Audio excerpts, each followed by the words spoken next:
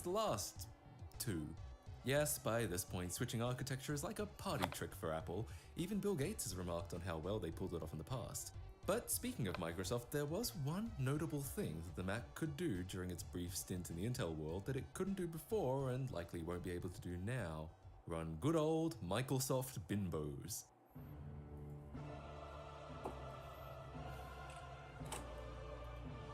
Yeah, dogs and cats living together, mass hysteria, etc. By now, none of this is really news, and while buying a Mac and running Windows on it is still kind of an unusual thing to do, there were certainly some advantages to at least being able to do it. Developers could test their programs on both OSs with the same computer. My friends when I was in school often did their work on Mac OS and then rebooted into Windows to play games. And while people have been working valiantly on getting Linux running on the new M1 chip, and the community may even get Windows working too after some time, it'll likely never be the same as having full support right out of the box. It really is the end of an era. So, to send off the old architecture, we're going to be doing something you can only do on Intel. Run Windows Okay, whatever. Let's just start it. I don't care anymore. Why ME? Well, just to make Steve Jobs roll in his grave one more time. Oh, let me well, introduce yeah, the guinea pig. This is actually Hey, an about older this? iMac by this point, from late 2009. But honestly, could you tell?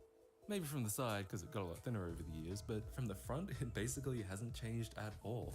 There is actually a purpose to choosing an older model beyond just that's what I happen to have lying around. Not only am I hoping older hardware will have slightly better compatibility, but also as Windows switched from MBR booting to UEFI booting, the Mac also ended up dropping the PC BIOS simulation layer that was necessary for older versions of Windows to boot.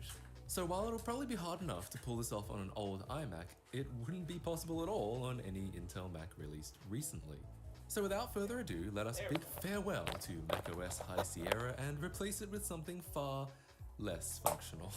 Holding down Alt brings us to the boot device menu, as well as our first problem. My Windows ME CD isn't bootable. Apparently OEM CDs are, but this happens to be a retail copy. I'm not sure I get the point of that. I guess they figured most home users would use the Windows GUI app, which, by the way, for some reason, makes the Windows 98 startup sound. Yeah, there we go. Ooh.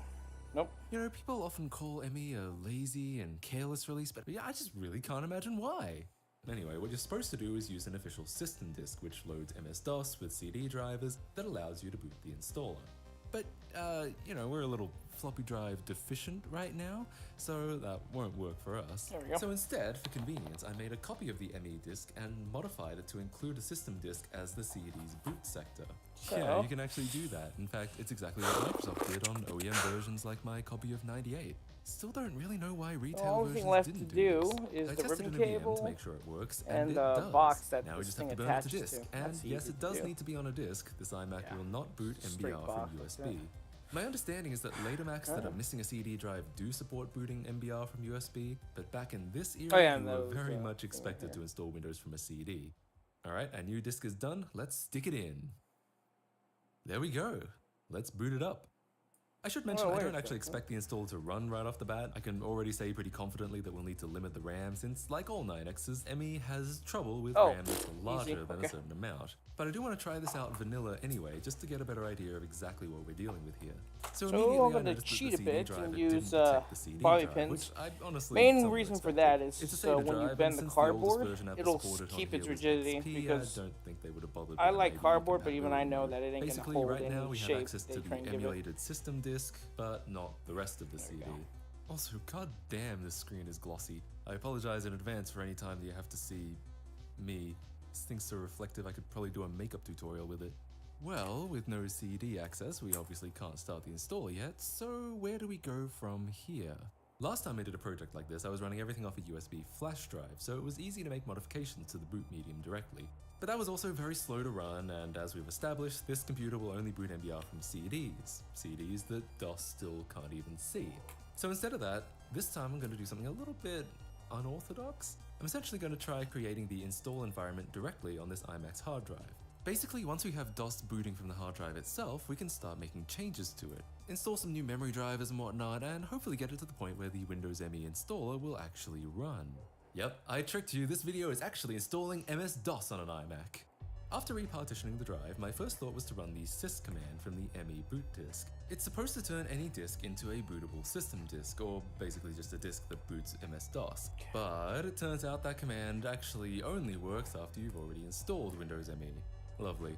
Next I tried installing FreeDOS, which will happily install from a regular CD. I know there are potential incompatibilities with FreeDOS and early versions of Windows, but I've had decent luck with it in the past, so I thought it was worth a shot.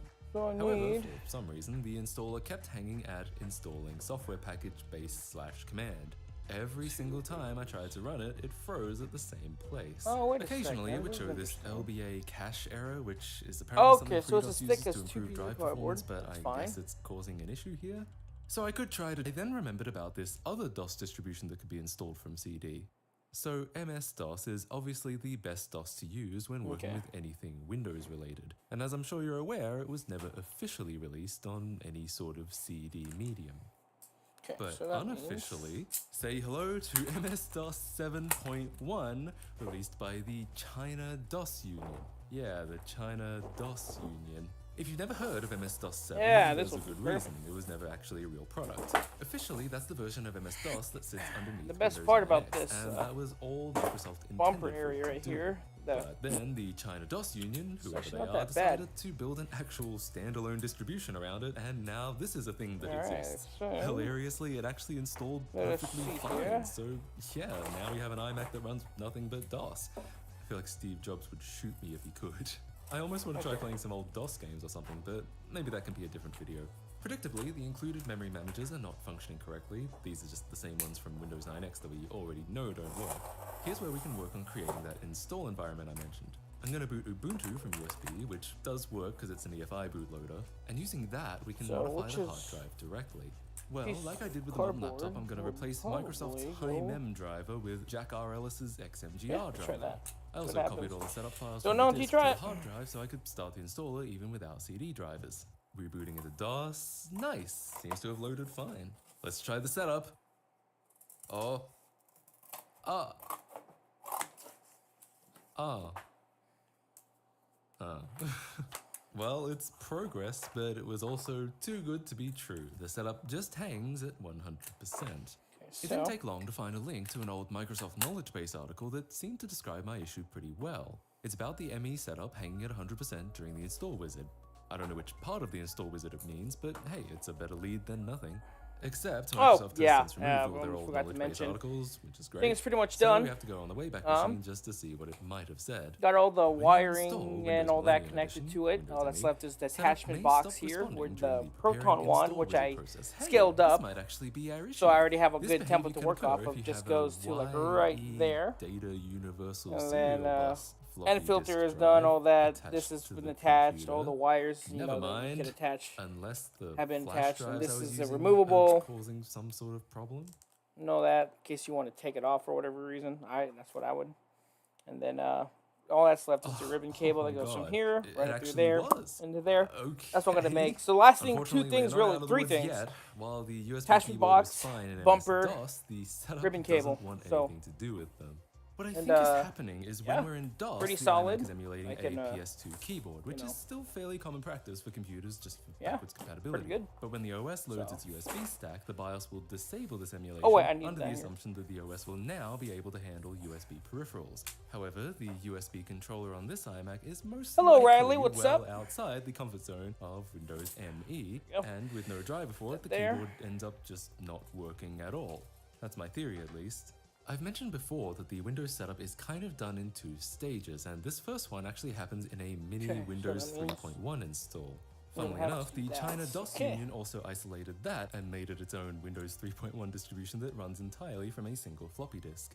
But I was wondering if the USB not working There's no might just be obligations to stay and Windows watch. 3.1, I and mean, once we got into the technically, second according to phase, this which live is chat Windows ME or the proper, video then counter, you maybe are, it but would work. you're So not we obligated to basically stay at just have all. to get I'm through just this streaming, first so part at least somehow. I'm making This something is in the when I meantime noticed the instead Windows of just setup supports 5 months unattended installation. or something in Basically, between writing builds or scripts to something. automate the whole So setup process this is me that just requires kind of really zero just input from the user. documenting my stuff. I actually And if used to people do happen this to all come the time by, back in come the days by. of XP, where you could script essentially car. your own custom version of XP.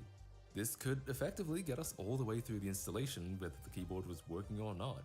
Okay, so that's all well Your and car good, BK? but how do we actually make the script? The Windows 95 Oh, you're CD good. includes That happens. example Believe me. scripts that you can edit I'm the to fit your master of needs. The Windows mistyping stuff. 98 I know how you CD feel. includes a whole utility that generates a script automatically. The ME CD contains nothing. It clearly supports unattended installations, it just doesn't provide any ways to do it.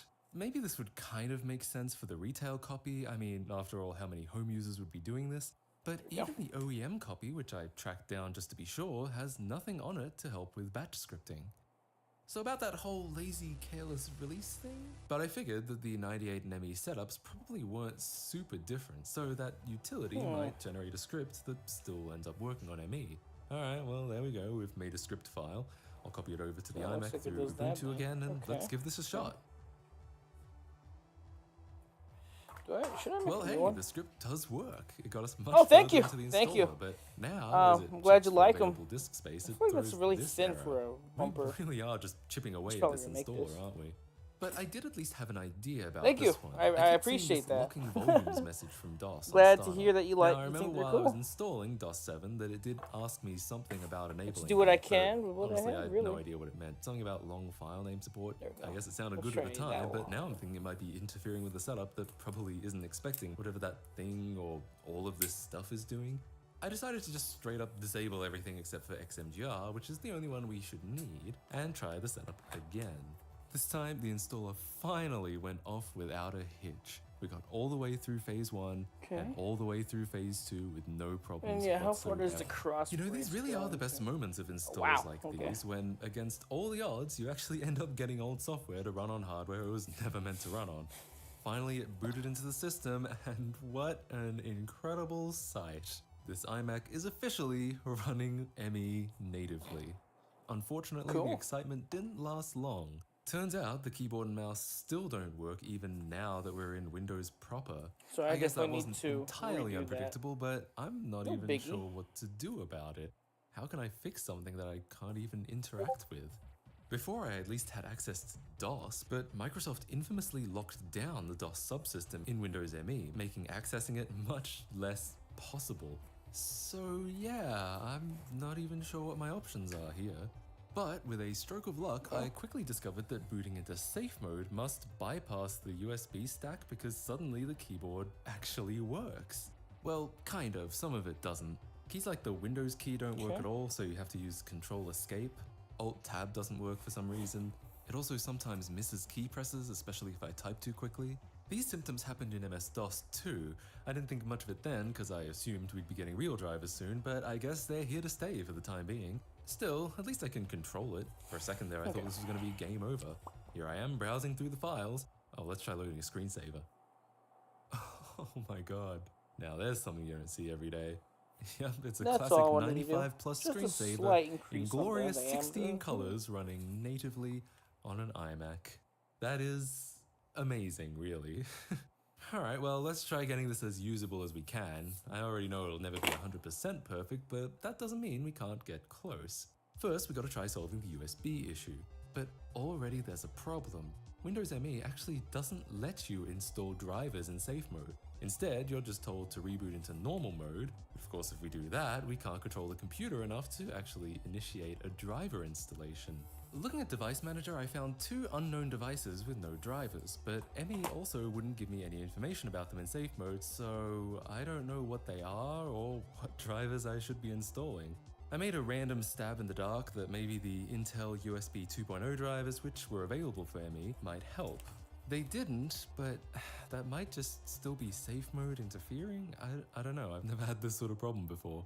For a while, I tried looking for ways to just disable the USB stack from loading, just on the off chance we could get this keyboard fallback outside of safe mode. Let's see here. I tried perusing through MS-config and Device Manager. I even tried renaming driver files so they wouldn't load, but nothing made any difference. Admittedly, I have no idea about how USB drivers work in Windows ME, and I highly doubt it's one of those things that anyone ever had to find out. I mean, all the solutions I found for my USB keyboard doesn't work amount to buy a cheap PS2 keyboard and use that until you can get a driver installed.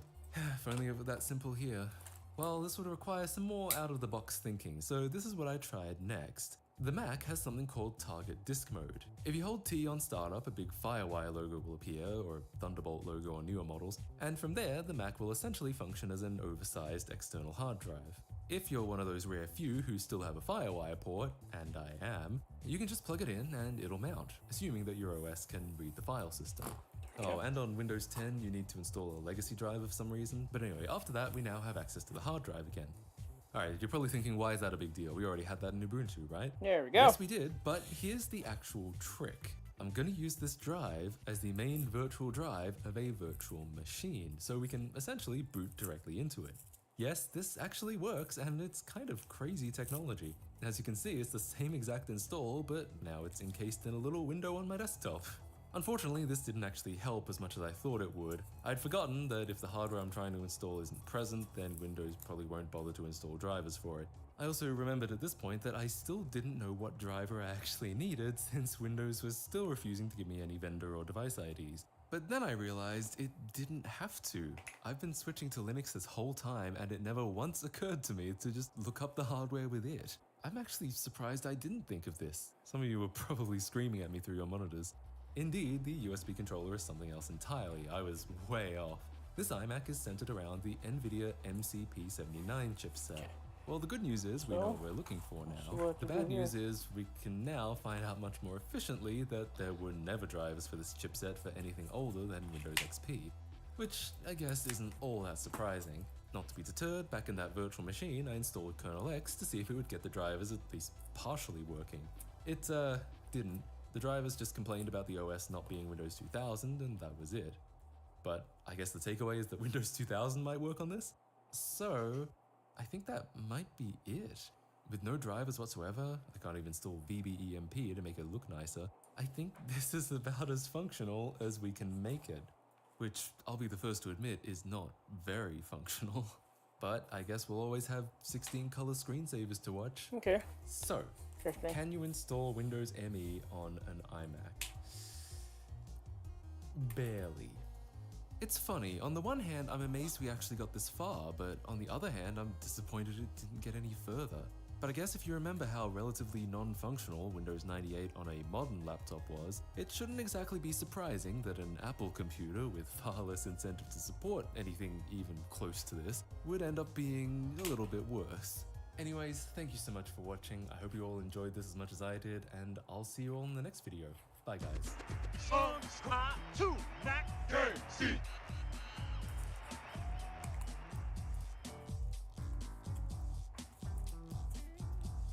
What's that noise?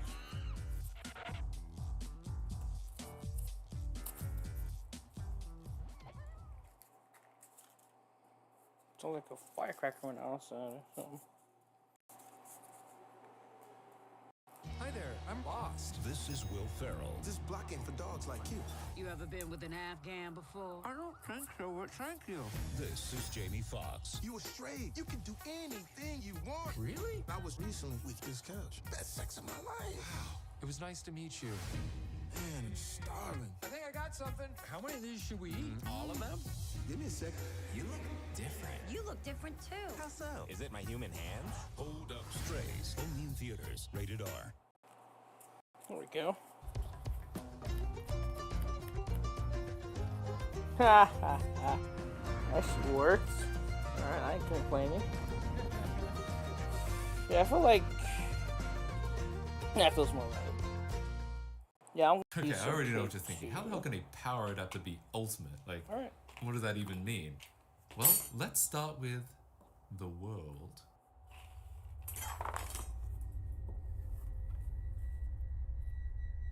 Yes, the world. People live on it. In fact, they live on it so hard that many groups banded together to section off parts of it from other parts that they didn't necessarily agree with. While these so-called countries can and do disagree plenty, there is one thing that a lot of them did agree upon. Electricity is neato, and some people might want it in their homes and or businesses.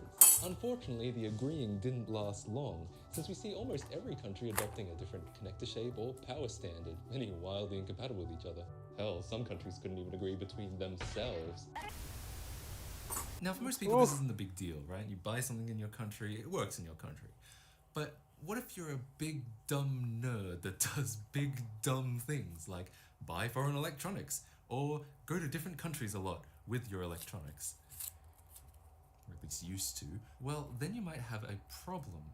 While many electronics are universal in that they work on any home power standard, many also aren't. Exhibit A, my Nintendo 64. It's an American model because, playing retro games at 50 Hz. So my N64 is American, and so is its 120 volt power supply. Now where I live, the power from the wall is 230 volts, basically twice as much power as this thing is rated for. And I don't think I need to explain what would happen if I plugged it in. So I don't. I have a step-down transformer to, step down the voltage so my US and Japanese consoles aren't overwhelmed. But it's kind of a pain. It's heavy, it's bulky, it's another thing that I have to take out and put away when I'm using my game consoles. I would love to not have to do that. So let's stop doing that. Game consoles tend to, by and large, not be universal voltage, which makes sense since I doubt many people lug an OG Xbox around on vacation. In fact, the only console I own with universal voltage is a slim PS2. Thanks Sony, you soulless corporation, you. Nintendo even takes it a step further by hardwiring the power cable in on pretty much all of their power adapters. I really don't get this. It's like they region locked it so I can only play it in the country I bought it in. Anyway, I could order a third-party generic AC adapter. Ironically, the cheap clones are more universal than the genuine originals, but I have an idea for building one myself that would be even better. Let me show you the parts and what I have planned. First of all, I have to admit I already cheated a little on one of the harder parts to acquire. The N64 uses a proprietary DC plug, which you can't really find anywhere on its own. But if you want to get really technical, the whole power adapter block kind of is the DC plug, since the whole thing slides in like me and Belle Delphine's DMs. Clearly these parts aren't rare, since cheap clones are still being manufactured to this day, but you can't really buy just the case or the plug, which I guess makes sense because even I can't imagine the demand would be that high. But to build our own adapter, we will need them. Ultimately, I'd love to make a new case from scratch, since that would mean I wouldn't have to sacrifice old stock or anything. I thought about 3D printing something, but I don't currently have access to a 3D printer, and besides, I managed to stumble upon this. It's an official power adapter, but definitely broken, making it cheap and alleviating most of my guilt about sacrificing it for what I hope is the greater good. Now, they sold it to me as no warranty, but honestly, I can't see why you wouldn't plug this in. Yeah, so this thing definitely isn't going anywhere near the mains, and kids, if you see anything like this is a death cable and will kill you. But don't worry, I'll be gutting pretty much all the electronics from here, including this ruined cable. Here's the plan. Of course. I want to replace the internals with a new universal power supply, preferably repurposing one of the many spares I have lying around. But in addition, I want to replace this hardwired shit with a figure-8 socket to allow swapping out the cable entirely. You know, like most power adapters and electronics allow you to do. The only thing that makes this a little complicated is the voltages the N64 needs. Yes, plural. While most DC plugs are 2 lines, positive and negative, the N64 takes 3. 12 volts 0.8 amps, 3.3 volts 2.7 amps, and ground, which does complicate my plan ever so slightly. While it'll be pretty easy to find a generic power adapter that outputs one of these voltages, it'll be a lot harder, if not impossible, to find one that does both without specifically being designed for the N64. But we can convert between the voltages using a step-up or step-down converter, something that looks like this. So we can send that source voltage directly to the N64 while also passing it through our converter to supply the other voltage. With the right regulator, that'll also increase the current, seeing as power is a product of voltage and current. As long as the adapter is powerful enough, it should be able to make up the current difference. So that's the plan. Let's open this bad boy up. The screws are proprietary, naturally. Seems like I'm running into that a lot lately. But luckily I've had game bit screwdrivers for years, so this was no match for me. Actually, that's not entirely true. They were kind of hard to remove. I had to put a lot of pressure down to stop my screwdriver from jumping. Honestly, I think this is kind of a flaw in the design. I mean, compared to regular screws, there's not much to grip onto. But actually, I guess that's a feature since they're literally designed to stop you from unscrewing them. But the challenge didn't stop there. Turns out this thing is also held together with plastic tabs. I hate these things. Best case, they make opening something significantly harder. Worst case, they break something permanently. You know, I don't even care how nice you are. If you put these into your product, you deserve to rot in hell. Well, speaking of hell, in situations like these, I personally turn to devilish rock and roll. By which I mean a guitar pick. It still wasn't easy, but eventually I got it to pop open. For curiosity's sake, I wanted to see the tabs I've been wrestling with, and yep, that's them. All that struggle from these tiny little bits of plastic. Anyways, that's hopefully the hardest part of the disassembly over with. Now take a look at what's inside. And you know, at first glance, it's actually not bad at all. It looks really clean and everything's intact. Though this is only the underside, maybe there's a blown fuse and burn marks on the top side. Speaking of which, let's take a look now. Oh no. This thing is... I should have known. I thought at this point the board would just pop out, but I guess that was just too good to be true. God damn it. Guess I have to figure out how this works now. At first I thought maybe some tabs were involved, but I couldn't see anything. Definitely no screws. I tried to pull the case outwards thinking it might be caught on something, but no dice. It did seem like the thing wanted to come out, but it just didn't. Was it glued? Okay. Did someone plug it in and start a fire and fuse it to the plastic? I mean, I doubt it, since there's no visible damage anywhere, but seriously, what the hell? I'm really struggling with this. I was putting as much effort as I felt I could without snapping anything, and it just wasn't coming out. To make matters worse, I looked at some disassemblies on YouTube to see what I might be missing, and no one else seemed to be struggling nearly as much as I was. For them, the board just came out like I thought it would have initially. Okay, now I'm getting mad. Why isn't this thing coming out? I thought I'd try to get a better look underneath the board, and luckily the DC plug is a separate board attached with a ribbon cable. This is actually really helpful for the mod, but it's also helpful now because I was able to route it out and take a better peek. It was really hard to see inside, even with a flashlight, but I could see something. It looked like maybe double-sided tape? If that's all it is, I'm gonna be really mad. I continued wrestling with it to no avail. This was infuriating and I started to feel like an idiot. What the hell is keeping this thing in? Eventually, I just stuck a flathead screwdriver in and pushed. Finally, it popped out and there it is? Double-sided sticky foam, I guess. This stuff was gripping so hard it gives flex tape a run for its money. But why is it even here? It can't be thermal conductive foam or anything because it's just attached to the plastic casing, which wouldn't effectively dissipate heat. So, as far as I can tell, it exists solely to make it harder to open. Thanks, Nintendo. Very cool.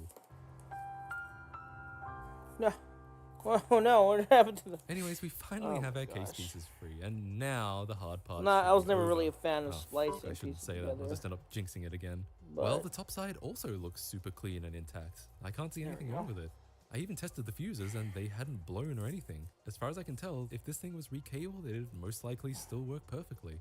But it is still the wrong voltage, so that wouldn't help me at all. So while I probably could restore this back to original condition if I wanted by just replacing the cable, I'm still more interested in converting it to something more useful instead. yeah, there we go. Maybe I'll hold on to the board in case I ever need 12 and 3.3 volts and am in a 100-volt country again for some reason. I swear I'm not a hoarder. Okay, enough looking at old parts. Let's look at the new ones. What's the new? Here's what I would say if I hadn't run into another problem. I was confident I had plenty of spare 12-volt power adapters, and in fact I do, but when I actually looked at them, I realized that none of them really had enough current to pull this project off. So, The vast majority of them only output 1 amp or less. And while that is enough to supply the 12-volt line, there's no way we can get an additional 2.7 amps out of the remaining current even after the step down. I did have one that was 1.5 amps, but calculating it out, it was still just not enough, particularly since we can expect some power loss from the voltage regulator as they're never 100% efficient. An adapter that outputs 2 amps would be plenty, but I just don't have one here. I kind of based this project around the cheapness of being able to repurpose an adapter I already had, but now I was faced with buying a new one, which would kind of defeat the purpose. I mean, if I was going to do that, I may as well just buy one of those cheap clones and retrofit a figure 8 plug to that. You know, it's kind of ironic because these generic AC adapters are kind of worthless, right? You know, it's not like anyone's trying to break into your house and steal one. And as such, people don't really try and sell them secondhand. So on the off chance you do want to find one secondhand, they're not particularly easy to find. It makes for one of those strange situations where something is so worthless, it's rare. But I soon discovered a life hack that was brilliant, if I do say so myself. Sure, people don't tend to sell 12-volt power adapters, but you know what they do sell? okay, Old shitty routers. I'll do it. Yeah, you can get all the 12-volt power adapters you need by just buying a cheap-ass router and discarding the router. An old low-end router usually goes for $5 or even less. Sometimes my genius is... it's almost frightening. This one right here I was able to pick up for the low price of $0. Yeah. And the listing had been around for months. They literally couldn't give this router away. And, you know, to be fair, I don't want it either. I just want this beautiful hunk of man meat over here. 12 volts, 2 amps, more than enough to power a Nintendo 64.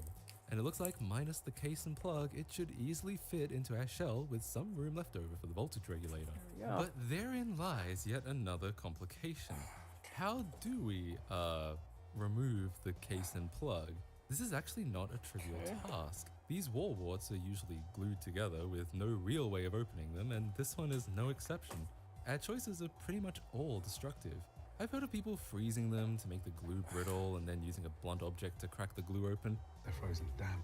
But I'm kind of concerned that freezing could damage the internals. Don't most electronics tell you to store in no less than 10 degrees Celsius? So I just gave into the destructiveness. It's not like we really care about being able to put this back together. I used a flathead screwdriver and a hammer, trying to be as careful as I could about breaking the shit out of it. With a good hit on each side, the case cracked open. Okay, I actually think that went pretty well. I'll admit I was pretty nervous about accidentally breaking something inside, but it seems to have come away completely unscathed. You know, except for the casing, of course. And here you can see where the board is wired to the plug embedded on the other side of the case. Nothing a little desoldering can't fix, and now we have our 12-volt power supply. Meanwhile, here's yet another thing I was nervous about. I got my figure 8 plugs, but predictably they're a lot bigger than the space where the wire used to be. So obviously I'll need to make it wider, but also this part of the case kind of juts out, which is annoying. And even worse, the case curves around here, so to be honest, I'm not really sure how this will end up looking. Admittedly, this is where 3D printing a new case would have come in clutch, but anyway. I measured it out and taped off how much space I'd need to make this work, and then just went to town with the file. This may look slow and laborious, and you know, that's because it is, but I kind of wanted to go slow so that I'd be less likely to make a grave mistake. After all, I only had one shot at this. After about 2 hours of filing and sandpapering, this is what I got.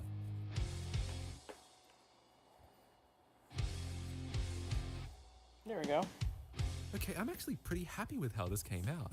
It's not perfect, and you can see there are parts that I accidentally scratched with the sandpaper and how there used to be that jutting out bit that I had to file. Ow! But apart from that, it fits about as well as I could have hoped, considering the case was definitely not designed for this. And now, finally, all the hard parts should be over. Which leaves one thing remaining, getting the internals in. I retrieved the all-important proprietary DC plug and decided to do some test fitting. As expected, there's plenty of room for the 12-volt supply. Finally, let me introduce our step-down converter for producing the 3.3 volts. It's a buck converter, so it's efficient, apparently 96%, and will indeed step up the current while stepping down the voltage. It's also rated for 5 amps, so it should easily be able to produce the 2.7 amps we need. But unfortunately, I discovered a problem here that I really didn't expect. It didn't fit. I mean, from a glance, it looked like it would, but it doesn't. Huh.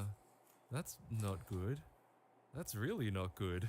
This is like the dumbest thing to get stuck on in this project, and so deep into it too. Well, it's not over yet. I employed my world-renowned Tetris skills and experimented with a number of different placements until I found one that just might work. If I place the buck converter back here on its side, then everything does fit. Of course, I'll need to place some insulation between the supply and the converter to prevent short circuits, but I think this will just work. You may have noticed I wired up the AC plug off camera while I was fitting it, and as such, I think it's fitting to do a smoke test. Not that it should be broken, but, you know, we did hit it with a hammer just before. Okay, I've got the cable in, but it's not in the wall yet. Here goes plugging it into the wall. And here goes switching it on. Okay, good news. I'm not dead and my house isn't on fire. And look at that, we're getting solid 12 volts as expected from the supply. Now I can proceed to the voltage converter. What the heck? I'll wire it up, but I also need to set it to 3.3 myself since it's actually adjustable and what's with all the emojis? But funnily enough, I actually had some trouble with this at first. No matter how much I adjusted, it just seemed to output the same 12 volts going into it. And I started to worry that this was dead and I'd have to wait for another to arrive. But it turns out this is actually a common misconception with this regulator. Apparently, it's set to output 20 volts from the factory, but since we're only supplying 12, we need to turn it down a lot before it starts to make a difference. Eventually I got to 3.3 and yep, that all looks good.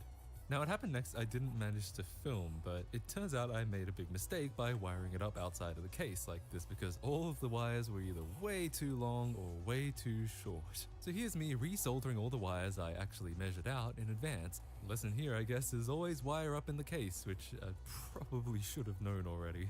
Also, I want to mention that for the DC plug, I didn't even need to look up a pinout. The case itself has one molded into it.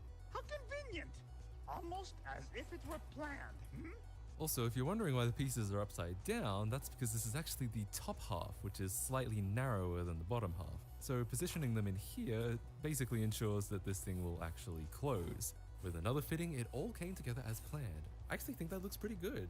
And of course, taping up the bottom side of the regulator to insulate it from the main supply and prevent any potentially dangerous short circuits. Well, I also that's insulated the AC plug pins just to be safe.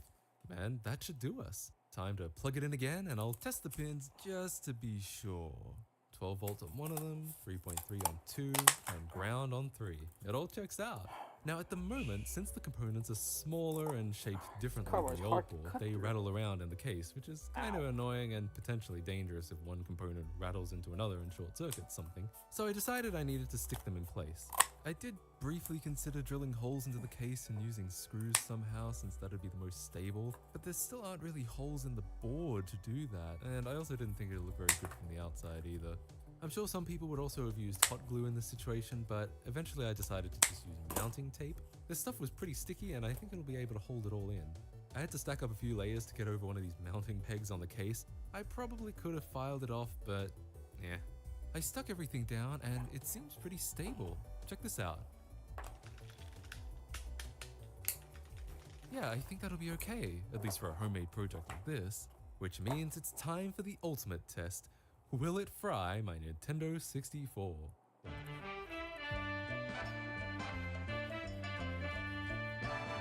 Okay, with all the testing, I'm relatively confident it won't, but you never know. With a satisfying pop, it's one cohesive unit again.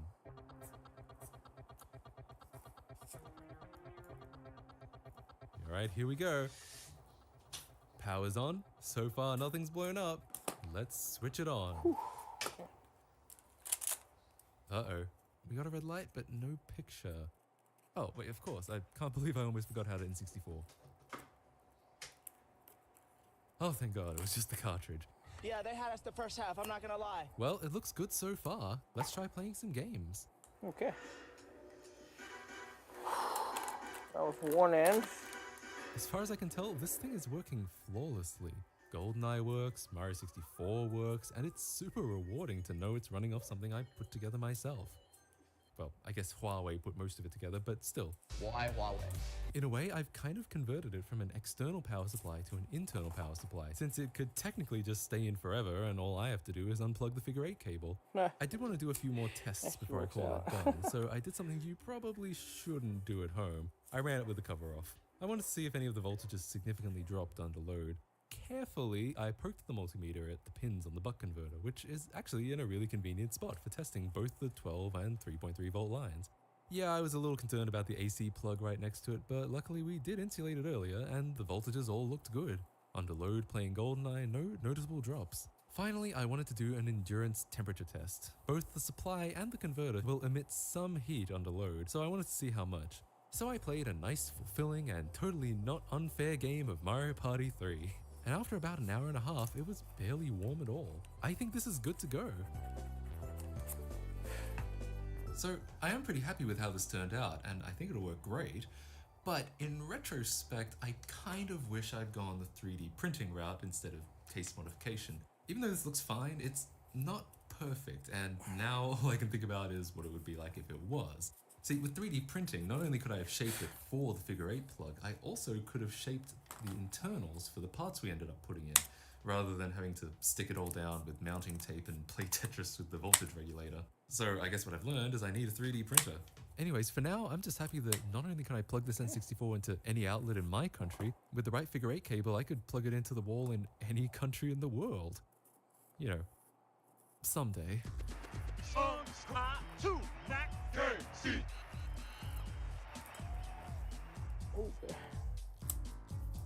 Okay. What tack work. That's not gonna hurt anyone. Well, mostly. Okay. Alright, alright.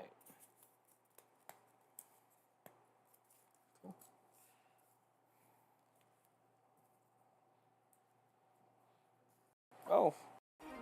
You were waving, sorry. Hi there. HDMI. Since its inception nearly 20 years ago, it has slowly but surely become the dominant video interface in television. And for good reason too. It's fully digital, meaning effectively no quality loss from analog conversion, and for those of us in countries that never got SCART, one plug is way more convenient than 3 for crappy composite or 5 with those unwieldy component cables. The 6th generation of game consoles were born right in that awkward transitional phase where a lot of them do support high definition and progressive scan to an extent, but almost none of them have a native digital output. There we go. With the exception of this proprietary digital AV port on early GameCubes that was eventually removed due to lack of use. HDMI is so ubiquitous today that modern TVs often don't even have any other inputs, and I've already talked about how capture cards are pretty much all HDMI only nowadays. For retro enthusiasts, this has created a demand for HDMI in consoles that never officially supported it. There are of course many ways to simply convert an analog signal to HDMI nowadays, and for most people this is probably sufficient. But a round-trip conversion to analog and back is a little wasteful, and there's always some loss in overall video quality. For some people that might be part of the aesthetic, and I get that. But if you're like me and you like clean pictures, wouldn't it be great if you could tap into the console's native digital video before it gets converted to analog? Well, over the past few years, there's been a boom in mods that do exactly that. Tapping into the console's digital video from the GPU and encoding it into HDMI compatible with any modern TV or monitor. When one such mod for the OG Xbox was released in late 2020, I was immediately interested. But due to stuff affecting international shipping and me internationally shipping myself to another country last year, I only managed to get my hands on one recently. But we've been on an Xbox modding kick lately anyway, so I figure it's the perfect time to give it a shot. Okay, so let's try installing the Xbox HD Plus. Now to do that, we'll need a Xbox motherboard. Here's one I prepared earlier. Given that this is like, what, the 3rd Xbox video this year, I figured we all know what it looks like taking it apart, so let's get right to it. So here's my Xbox HD package from Make Megahertz. Haven't even looked in this yet. I really need a letter opener. Okay, looking good. Wires and envelopes. Cute. I like the pineapple. What's in the envelopes? QR code on them. There we go. And a card. Oh, and a ribbon cable. I think they're just ribbon cables. There are quite a few pieces to this, but that's okay. Now, step 1 of this, funnily enough, will be installing a mod chip, OpenXenium to be specific. Now, you don't technically need a mod chip, but it is highly recommended and is necessary to take full advantage of the mod. Thankfully, they've actually packaged an OpenXenium with it, which is wonderful. We love that for me. Okay. As the name suggests, OpenXeniums are open source, so if you're having trouble finding one in stock, it's actually completely possible to build one yourself. And if you end up doing that and need some PCBs printed, then I highly recommend getting them from my friends at PCBWay. They make fantastic stuff. I've used their services before on builds like the OGX 360, and I can absolutely vouch for their build quality, ease of use, and customer service. They even do plastic and metal manufacturing, which I'd actually love to get more into. So check them out if you're planning to build or prototype something soon. I know I will be. So this is actually my first mod chip installation. I've seen Xboxes with mod chips installed, but I've personally always stuck to soft mods. That's just how it's been. But installing an Xbox mod chip is actually really straightforward. Basically it involves tapping into the LBC bus that Microsoft very helpfully left open on the board. They did try to limit its exploitability in later models such as this one by disconnecting parts of the LPC, but it's not hard to reconnect them. In fact, Make Megahertz included a pre-fitted board to make it even easier. This is called rebuilding the LPC, and it's extremely well documented online. Okay, looking good. That's, I believe, everything nicely soldered together, and on the top side we just have these jumper pins that we can plug the mod chip onto. Okay, good news. I plugged it in and it hasn't blown up. Let's start it up, shall we? And hey, it's Xenium OS. This completely overrides the stock BIOS and allows you to launch your own. Usually a BIOS with a modified kernel that disables region locks, allows unsigned code, all that good stuff. Effectively, this Xbox is officially mod chipped. Because this is my first mod chip install, it's actually kind of interesting to see the Xbox running with no DVD drive and hard drive. Soft mods require all the hardware to sort of be intact, or else it'll throw an error message. There we go. So now that the mod chip is all set up, it was time to install the Xbox HD Plus software, which needed to be in a very specific location on the hard drive. I ended up having a surprising amount of trouble doing this for a very silly reason.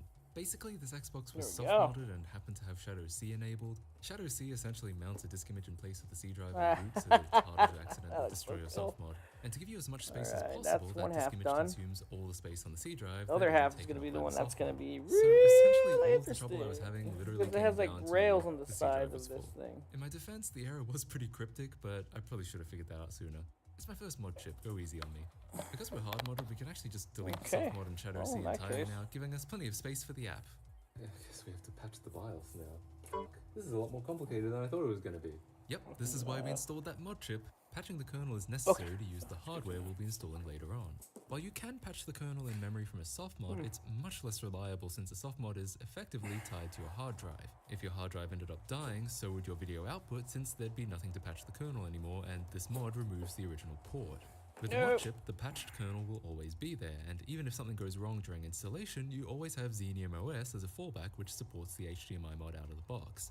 Now, for legal reasons, Make Megahertz can only provide the patch, so you'll have to legally acquire it yourself. After that, there are a few steps involved in extracting the kernel, patching it, rebuilding the BIOS, transferring it to the Xbox, BIOS, and installing it to the mod chip.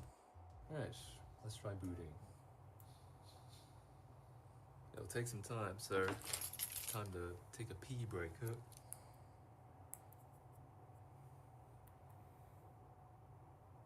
Hey look, it worked!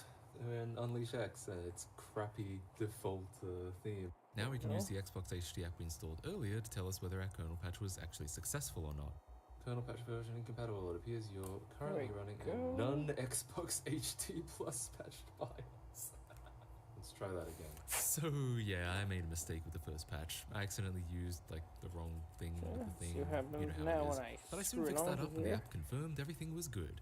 Knowing that, we can now proceed with the hardware. By the way, this isn't really intended to be a tutorial. I'm more just reviewing the installation experience and providing a general overview of what it's like to install one of these. If you need actual instructions, Make Megahertz provides detailed documentation that I'll link in the description down below. Let us continue. First step is to remove the motherboard from the Xbox. No problem. Maybe a little bit of a problem. Oh, it's actually this wall. Okay. So now we are supposed to remove the CPU and GPU heatsink. That's fun. That means I'll get to I did place the end filter wrong. Grease, which everyone was telling me to do. It's no biggie. Except it wasn't fun. For some reason, the stuff that was used on the OG Xbox is like super glue.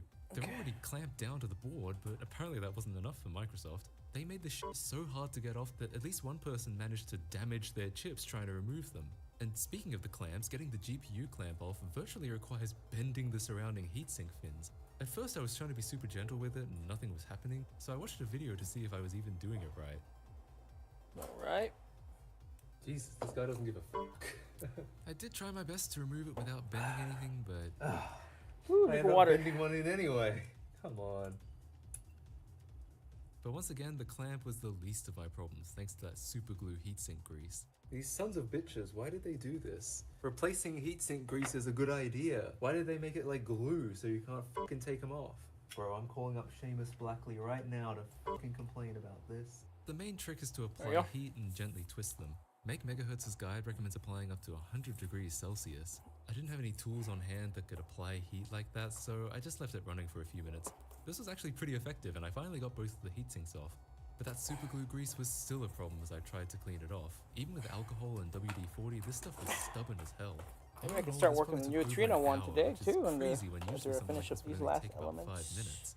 Finally, I have to take off this bracket, which is held in with a bunch of plastic pegs. As far as I know, there's no sophisticated approach to these, you just basically have to pull them out.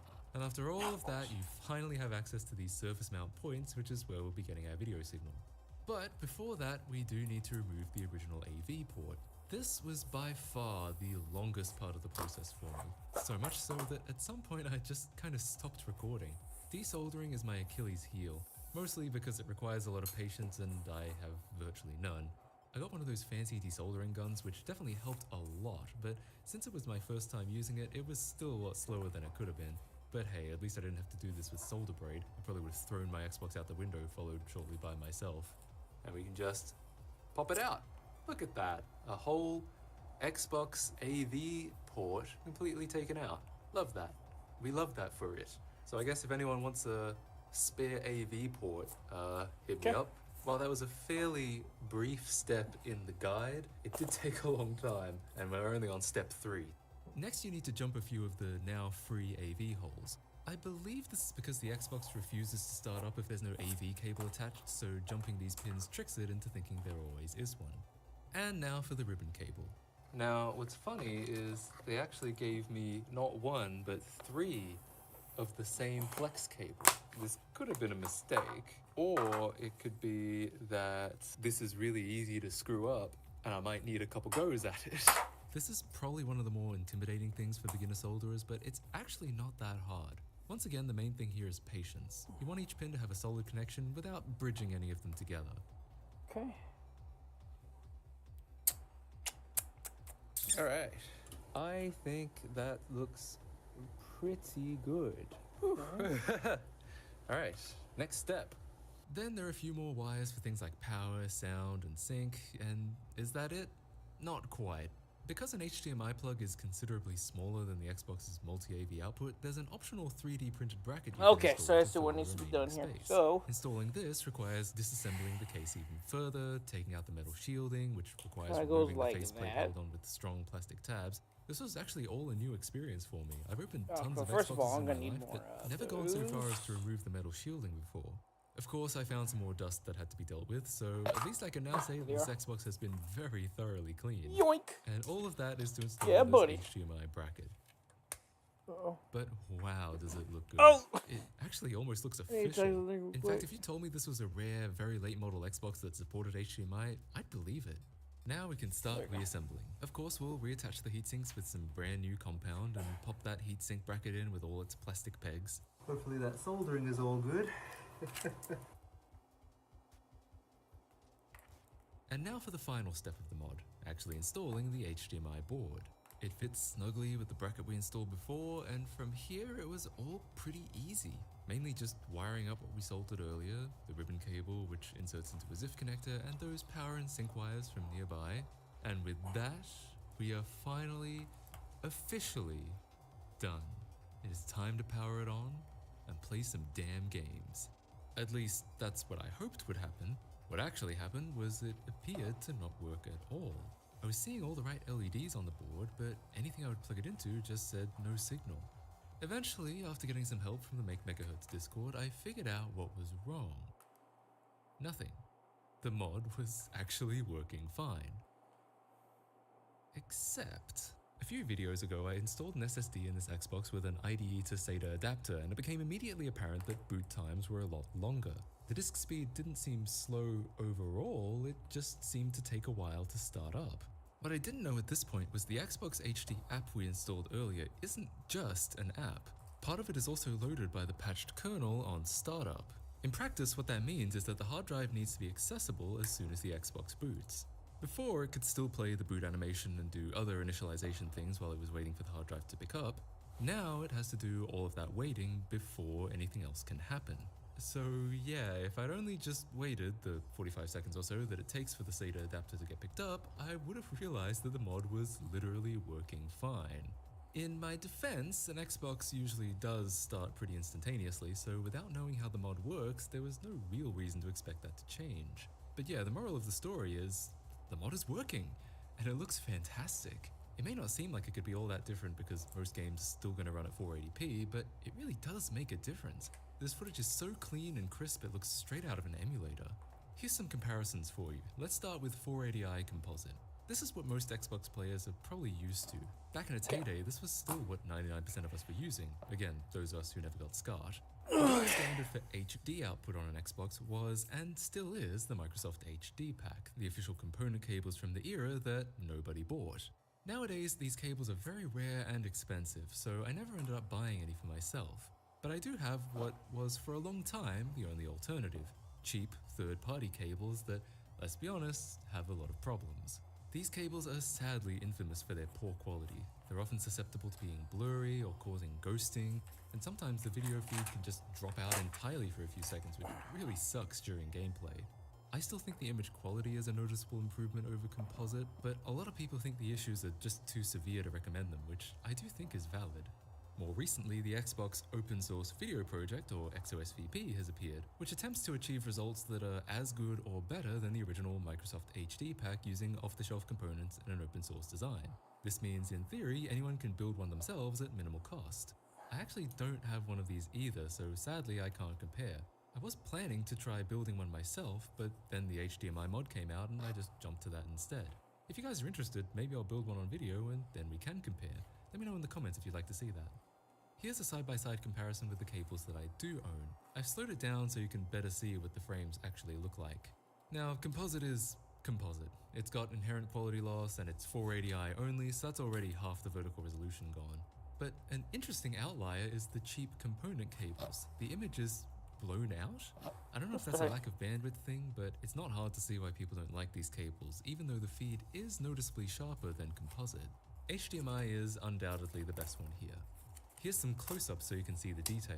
I think we can probably ignore composite here. Like I said, half the vertical resolution. It's obviously going to be less detailed than 480p. Component and HDMI are close, but HDMI still has the edge. You can particularly see it in the red lines on the side of this logo. They're pretty clearly defined in HDMI and somewhat blurred together on component. Now, you might consider this an unfair comparison. After all, everyone agrees the cheap component cables have issues, and composite is about the lowest form of AV transmission possible. The HDMI mod is also much more expensive, so what do you expect? And I do think that's true, but I wanted to show that even with 480, you can still see differences going from one video interface to another. If you want the sharpest, cleanest image from your Xbox, this is the only game in town. Okay, to be fair, not the only game. You can play Xbox games on a 360 with HDMI, but while its backwards compatibility is pretty decent, there are a lot of games that don't run well or at all, even with mods. So yeah, as far as video quality goes, I can't recommend this mod enough. It looks and sounds fantastic. It also gives you the convenience of plugging an Xbox directly into a modern TV, monitor, or capture card that happens to not have analog inputs. No need for any bulky dongle that probably needs its own power supply as well. That being said, there are some reasons you might want to pass on it too. As I've said, it's a little pricey. No more than any other HDMI mod like it, and it is cheaper than a high-quality upscaler like a RetroTink, OSSC, or FrameMeister, but it is the most expensive option for your Xbox. More expensive than the XOSVP, and even more expensive than the official HD cables if you can find them. It is undoubtedly the highest quality option available, but you do pay a premium for it. Another reason is that you do have to remove the original AV port. Some people might not like the idea that to get high quality video, you have to sacrifice the old analog outputs. I have an idea. Personally, I don't mind it. Weekend project. It's been a while since I've seen this.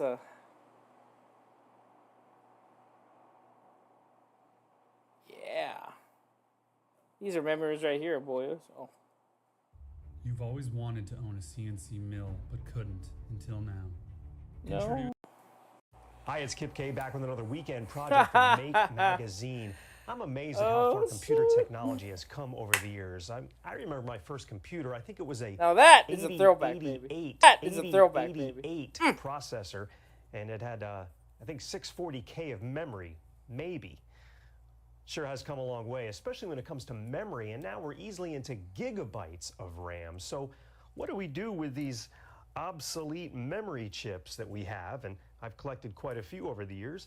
Well, on today's weekend project, we're going to build a cool mood light made out of obsolete Sims.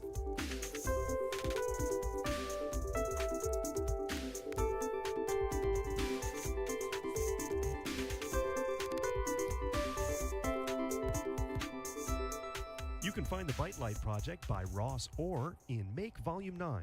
Since I didn't have enough memory chips that actually matched, I decided to order a bulk lot of them from my favorite auction site, and I got about 70 256K 30-pin Sims. But you could pull this project off with a variety of memory chips in different shapes and sizes. To build the cover, you need to start off with a piece of Lexan or plexiglass. Mine was 12 inches square, and I also picked up some household goop and started painstakingly gluing each memory chip down onto the Lexan after marking a spot, leaving about a 3/4 inch gap around the edge of the Lexan. Now carefully glue each memory chip down, and you want them to be glued chip side down. When I was done, I glued 63 256K Sims down for a whopping 16 megabytes of RAM. Now it's time to head out to the shop and build the box that will house our bite light. Don't forget safety goggles and also gloves because we're going to be cutting some wood. I used a 1/2-inch piece of handy panel wood, which is well, first of all, you don't want to wear gloves while working with wood, my man. And then after measuring the dimensions of my box, I started cutting out chance the 4 your gloves pieces can get caught to on the form my tool 4-inch deep box. Now this box will be about 3/4 of an inch smaller in dimensions than my piece of Lexan. Now I decided on using some 1-inch corner braces to actually build my box frame. It just seemed like it'd be a lot sturdier. You could have used nails or screws in the edges, but I just went with some corner braces and put in my 8 corner braces to form my finished box. For the reflective surface inside the box, I used some sheet metal, cut out a piece the size of the top of my box, which I cut out earlier. And then I glued it down using my amazing goop, and the inside of the box is almost finished. The last step is to mount the fluorescent light bulb. You can use a variety of wattages. I chose a 60 watt, but you could use a lower wattage light bulb for a more subdued effect. You'll see how it looks in the end. So I mounted my fluorescent light and then also drilled a hole centered at the top so that I could mount my bite light on the wall. After painting the box frame flat black, it was time to mount the back cover. And I did that by drilling 4 pilot holes and then putting in 4 screws. And the box for our bite light is almost finished. The last step is to run the wiring. I used some lamp cord and ran it through a hole that I drilled in the bottom of the frame of the box. And don't forget to tie a knot in the lamp cord so it doesn't pull out. And then attach the 2 wires to the 2 wires on your fluorescent light fixture using some wire nuts. Okay, we have power to our fluorescent light. The final step, to attach the cover. After drilling 4 pilot holes, I screwed the bite light cover into the frame. I also put some small rubber bushings between the Lexan and the frame to allow the heat to escape that would be generated by our lamp. So let's turn on our bite light and turn off our main lights. And there it is, the bite light, the high-tech mood light from a fluorescent lamp and some obsolete sim chips. We'll see you next week with another weekend project. Oh, man. Well, I guess that's the only thing I can do here then in that case. Looks equal enough. Alright. You've always wanted to own a CNC mill, but couldn't until now. Introducing MR1, a new breed of affordable CNC.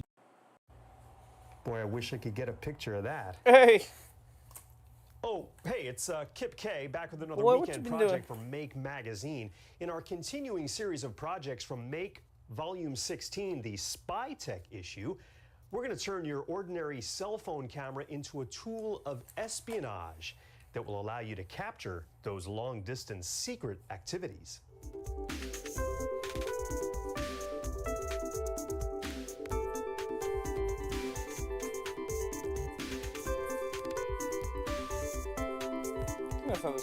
Nowadays, most cell phones have built-in cameras, but the optics and the zoom on them leaves a lot to be desired, so we're going to improve on that. You're also going to need a belt clip for your cell phone that allows the cell phone camera to be visible when the phone is open. The original project calls for a monoscope or monocular, but I could not find one for the life of me, so I'm using a small pair of regular old binoculars. And you'll also need a metal conduit holder. The one I picked up was a 1-incher. Now you're going to need something to hold our portable spy scope, and I'm using 2 of these small gripped-on bendable portable tripods. Now the first step is to attach the conduit holder to one of the tripods, and these conduit holders are pretty handy because they have a hole right in the bottom, and all you need is 1 nut to attach it to the tripod. The 1-inch conduit holder I picked up was a little large, and the 3/4-inch one that was at the store was too small for my binoculars, so I used some cloth strapping and wrapped it around the eyepiece, which gave it some thickness. Then I attached the conduit holder to the eyepiece, and 1/2 of our portable spy scope is finished. Now it's time to take the belt clip out to the shop and secure it in a vise, and we're going to drill a hole that's large enough to fit the bolt for our second tripod mount. Then secure the second tripod to our belt clip using a nut. Perfect. Now it's time to open up the phone, fire up the camera, and then it's just a matter of carefully aligning the binocular to the lens on the cell phone. Oh, no! The end result looks kind of freaky, so now it's time to see what kind of pictures it takes. Oh. Take a look at these before and after shots of our portable spy scope. It actually works quite well, and depending on the binoculars you have and the actual optics in your cell phone, you'll get varying results. And Jumped that's the gun how a to build little. a portable spy scope using your cell phone camera. Now, with any device that captures video or pictures, be sure to use this responsibly. And we'll see you next time with another weekend project. Hello. Okay, second chance, baby. Oh no, but this one does not want to come out. Oh God, what happened? Okay. You've always wanted to own a CNC mill, but So what you in CNC mills, my man? Introducing Oh my MR1, gosh, I did not think that was gonna work. Affordable CNC milling machine featuring the power and rigidity to remove 30 pounds of steel per hour with the accuracy and precision to hold tight tolerances. In case you're wondering what happened was, from Make Magazine, I'm Kip K. There's bumpers on this one that go up, but I forgot to make them, and I already attached it straight on there. Blue. There's just something intriguing that was my bad. Laser beams, and there's also a wealth of projects out there. For instance, did you know that you could... Well, we're going to do just that on today's weekend project as we build a simple laser communicator.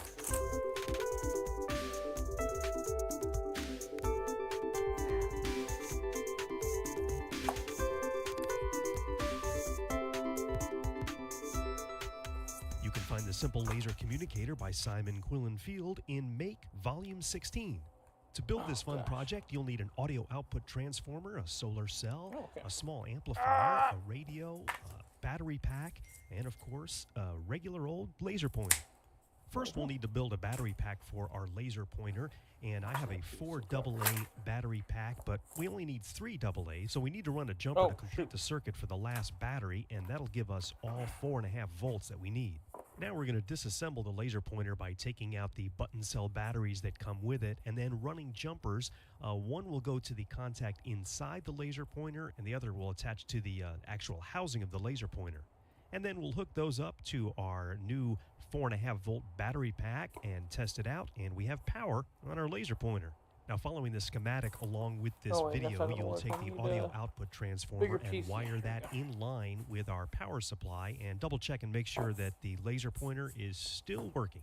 Now, the last connection for our transmitter is going to be a mini cable with stripped ends, and that will be attached also to the audio output transformer, which completes the transmitter end of our simple laser communicator. To build the receiver, we need a small solar cell.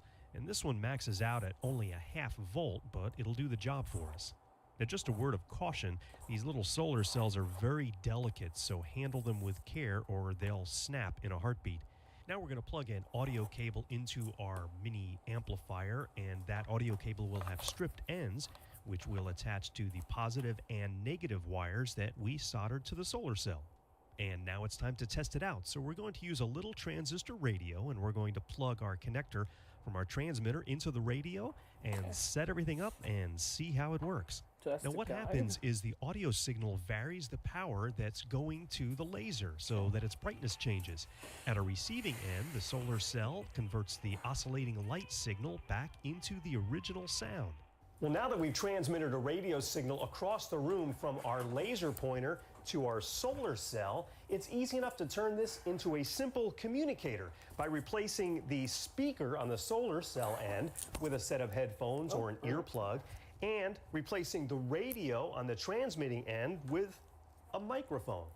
So that's how you transmit a radio signal across the room in spy mode. And we'll see you next week with another project you can build over the weekend.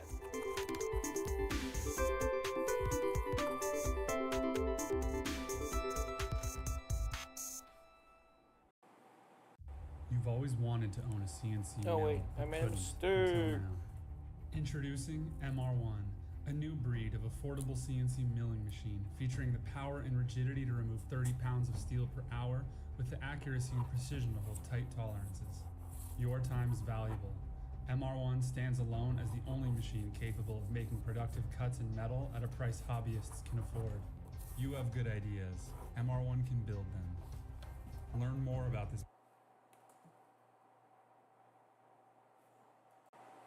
It's time for another weekend project from Make Magazine. I'm Kip K. Now, I normally don't spend a lot of time up on my roof, but since I'm not afraid of heights, sometimes I like to get a view of the world from above, whether I'm in an airplane or on top of a tall building.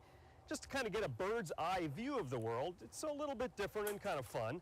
And on today's weekend project, we're going to build a pole-mounted aerial photography and video rig that lets you see the world from above.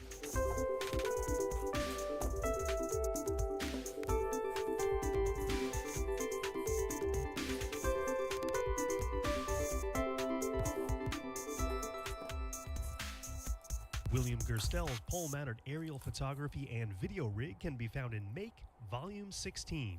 The images for your pole's eye view can come from any standard digital camera and camcorder. First things first, and that's to build the frames for your Sky Eye camera rig. You'll need 1x1 wood and 1x1/2 inch wood, and cut those to the dimensions shown in the project. And you may want to sand the edges of your finished wood pieces. Now, lay everything out. There's going to be two separate frames, the top frame and the mast attachment, or the bottom frame. To make the frames, I used some regular glue and then also some small wire brads. Now, I found it best to drill some pilot holes in the wood to prevent the wood from splitting when you nail the wire brads in place. Once your top frame is built, it's time to put the digital camera in place, and I made a mark with a pencil where the tripod hole is. And after drilling the hole, I took my 1/4-inch bolt, ran it through the base and up into the digital camera and secured it tightly. We'll be using standard RC car servos that will not only trigger our shutter on our digital camera, but will also serve as our tilt mechanism for our mast attachment. The project instructions call for making a lot of different measurements for the camera, the height, width, the distance to the shutter.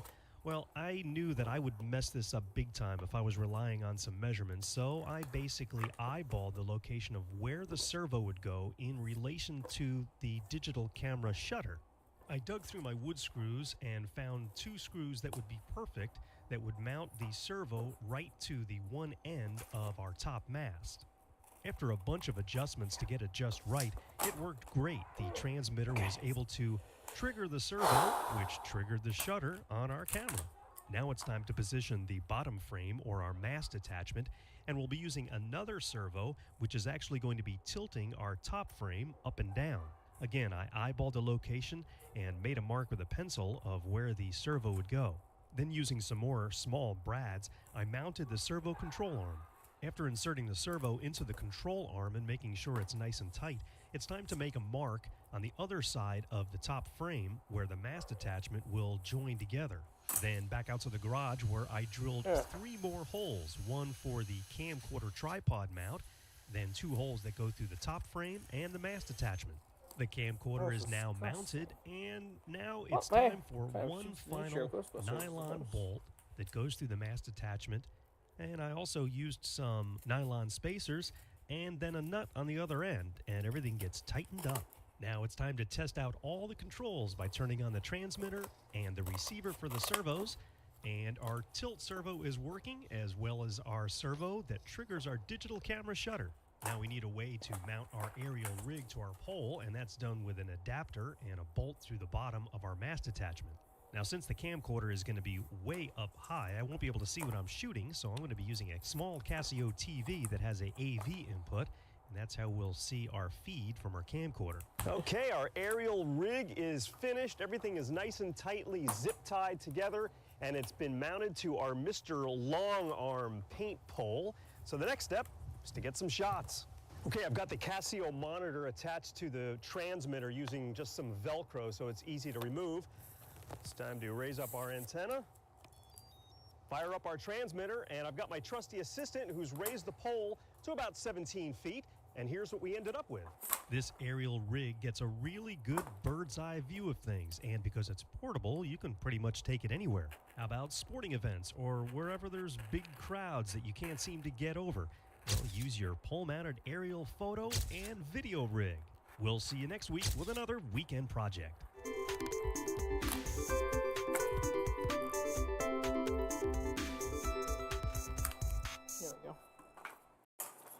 I've always wanted to own a CNC mill, but couldn't until now. Introducing what happened MR1, here? Oh, wait. a new breed of affordable CNC milling machine featuring the power and Welcome back to another weekend project from Make Magazine. I'm Kip K. Have you ever had a problem with people snooping around your stuff? Maybe trying to walk off with some of your personal items? Or maybe even walking off with your precious lunch from the company fridge? Hey!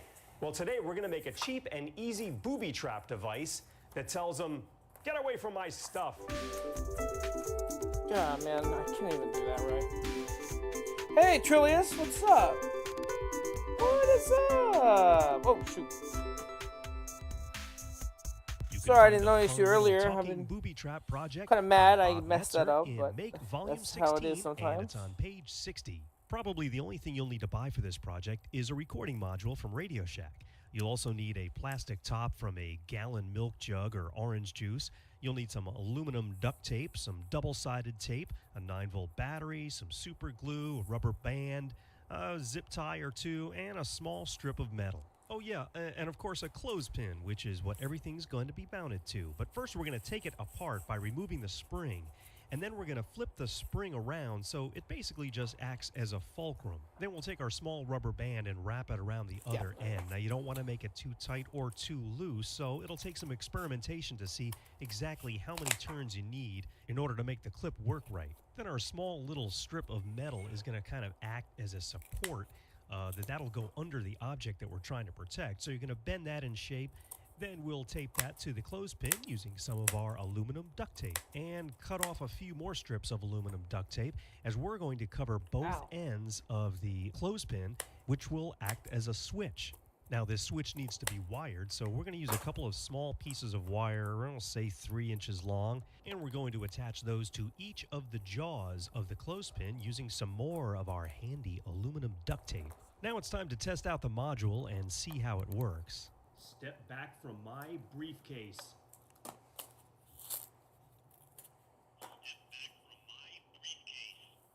By using that plastic milk jug cap and putting it over the speaker, it actually creates an enclosure which increases the volume of the speaker. So we're going to take some super glue and we're going to glue that cap onto the speaker.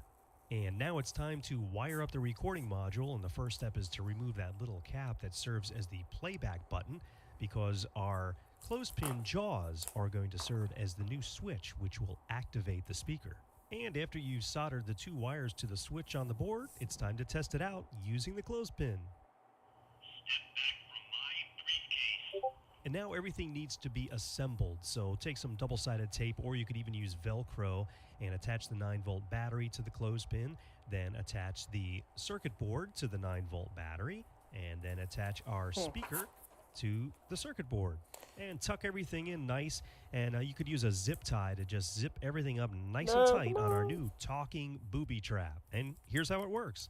Find the object that you want to protect and place the talking booby trap underneath it, and then as soon as someone removes that object, now, of course, the best way to use the talking booby trap is to cover it with something so no one can see it's there, whether it's behind your lunch in the refrigerator or protecting your briefcase. No one will know it's there until they remove that object. The other thing you can do with this talking booby trap is remove the microphone, unsolder it from the board, and solder in a little mini audio jack where you could plug a cable in and plug it into your computer, and then you could put sound effects or sirens or other things like that on it. So that's the talking booby trap. Go ahead and build it. It's an easy and fun project from Make Magazine, and we'll see you next week with another weekend project.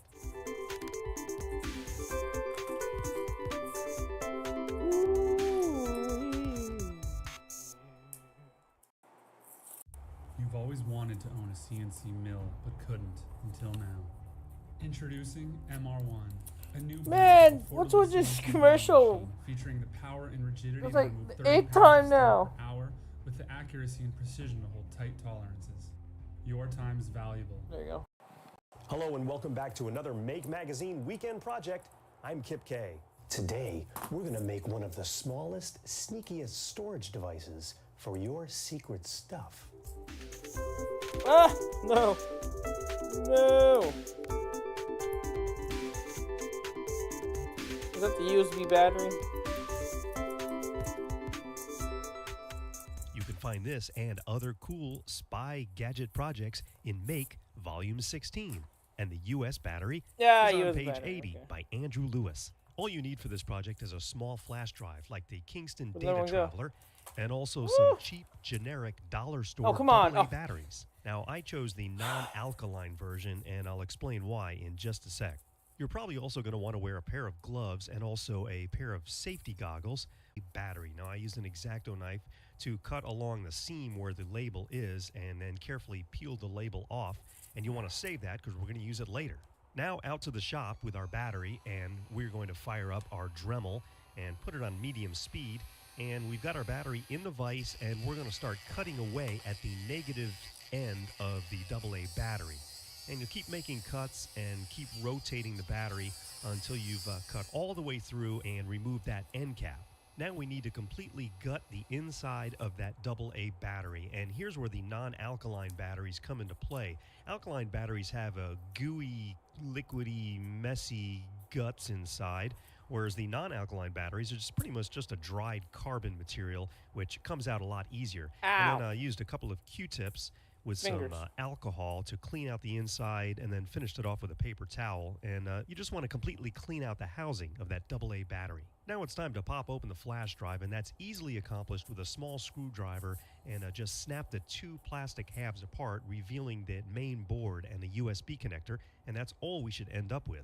And now off to our soldering station, where we're going to desolder that USB connector because it's not going to fit inside that AA battery housing the way it is. So completely remove that, and then we're going to add 4 wires to the existing USB connector connections.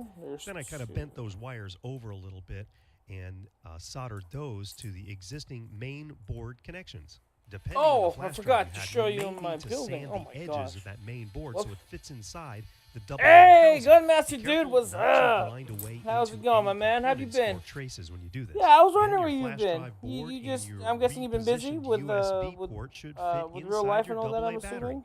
And the next step is just cosmetics, and you're going to take the original label that we removed from the battery, put it back on the new US battery, and by touching it up and cleaning it up a little bit, you can make it look very realistic. And the last step is to close it off, and the easiest way to do that is to take a very small magnet, attach it to the end of the USB port that's inside, and then attach the negative cap that came off the battery when you first took it apart. And now you've got a super small, sneaky storage device for your secret stuff. Why is this it like that?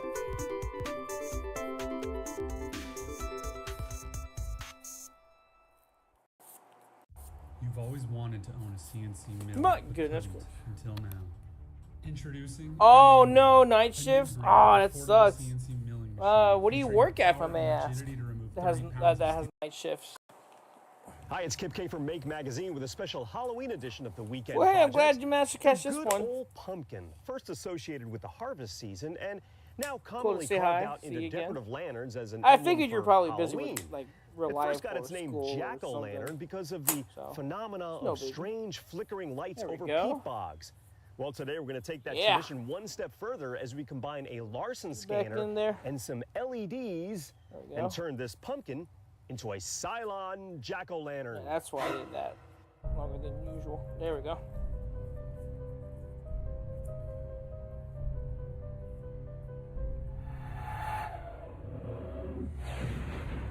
You can find the Cylon Jack-O-Lantern in the Make Halloween edition on page 60 from the folks at Evil Mad Scientist Laboratories. The No, first step I is can't to separate acquire it all the components needed to build the Larson scanner, and that list is included with the PDF for this video.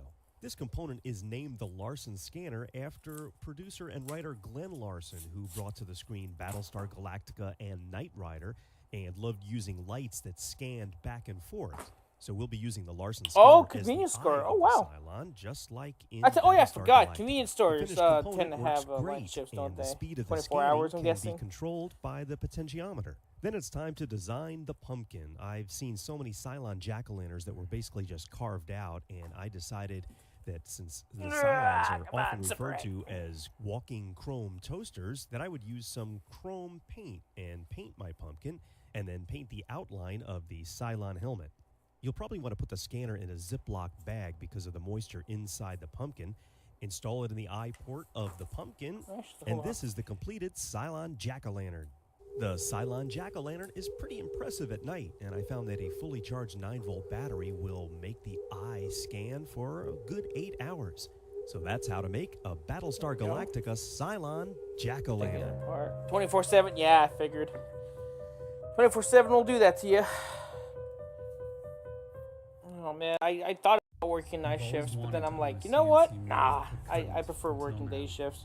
Introducing Because it means I'll have time to do stuff. So I don't blame you one bit. Featuring the power and rigidity to remove 30 I know pounds someone of else who has power night shifts, with so the I accuracy get and it, dude. precision of tight It's not that great. It Your saps time's away valuable. all your free time. MR1 stands Because alone as whatever the only day, machine whatever you're not capable doing of awake, making productive you're probably cuts doing in it metal at a asleep. price That's hobbyists what I'm can guessing afford. at. So. You have good ideas. Well, MR1 in case you're will wondering, let me catch you up to what I've been learn more working on about this this past. machine by I visiting think our you're here for website. like the first few, but let me show you. Let me show you actually. Hi there, I'm lost. This is Will Ferrell. This block ain't for dogs like you. You ever been with an Afghan before? I don't think so, but thank you. This is Jamie Foxx. You were straight. You can do anything you want. Really? I was recently with this couch. Best sex of my life. It was nice to meet you. Man, I'm starving. I think I got something. How many of these should we eat? All of them? Give me a sec. You look different. Alright, so while I'm finishing up the last left panel of the bumper, Theaters, rated R.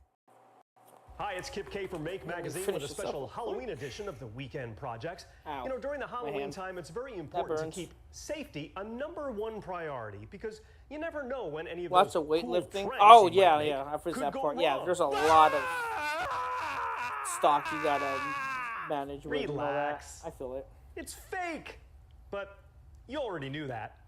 So let's make a blood-spurting knife wound on today's Yeah, I used to work at a Weekend convenience Project. store, or not convenience, a dollar store, so I can definitely feel it.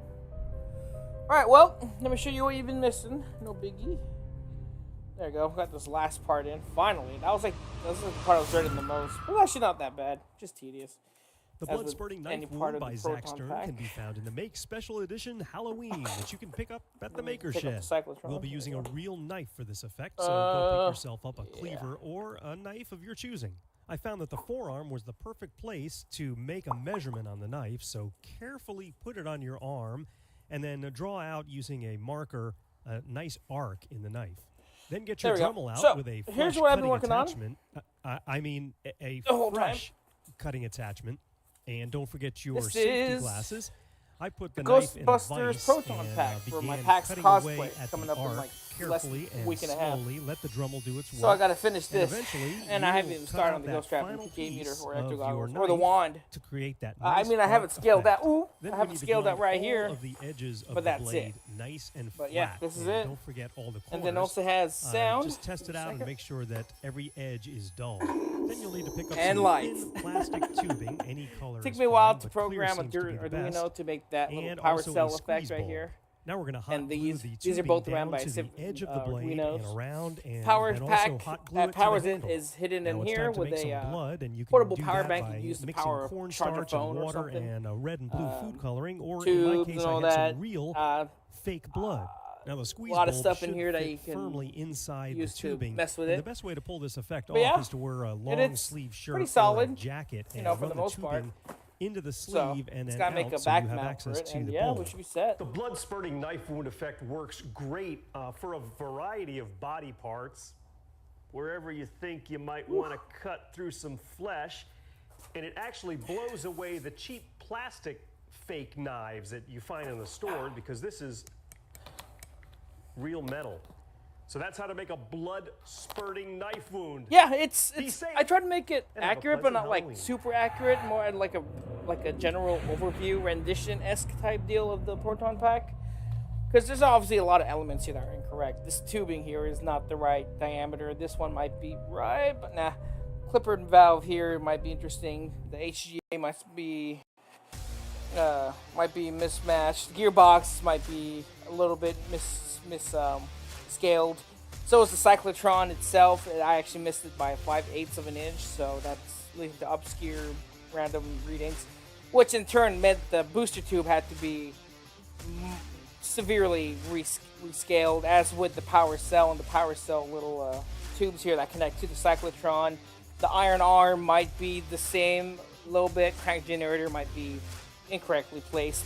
The bumpers here might not be the correct width or height. But hey, I'm just getting nitpicky because it's getting